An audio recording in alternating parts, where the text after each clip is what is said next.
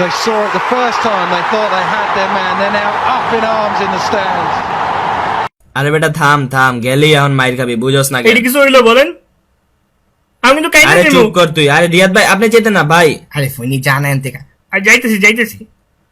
খেলতে এলাম, এক ফোঁটা সম্মানও দিল না। আর খেলুবি না বাল।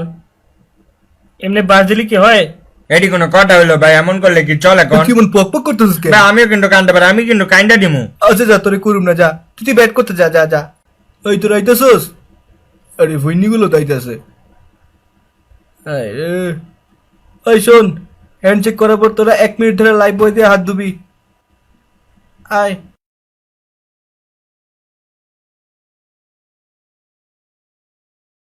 মুড়ি খা, মুড়ি খা, মুড়ি খা। তুই খালি মুড়ি খা কইলি কেন? আমার ইচ্ছা আছে কম তো তুই চানাচুর দিবি নাকি ক? আরে দিব না তো, তুই কি করবি তুই?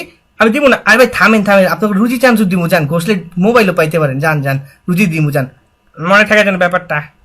সাকিব ভাই মাঠের কাহিনীটা কি? আরে মাঠের কাহিনী জিজ্ঞেস না ভাই, স্টোকস আমার রাতে ফোন দিয়ে ওর সম্মান দিতে হইব। আমি তো চিন্তা করছি ওদেরকে আসলে সম্মান দেওয়া উচিত, যেহেতু আমাদের দেশে খেলতে আসছে, সম্মান না দিলে কি হয়? তো আমরা চিন্তা করছি নেক্সট একটু বেশি করে সম্মান দিব, স্পেশালি আমি একটু বেশি দিব ওদেরকে সম্মান।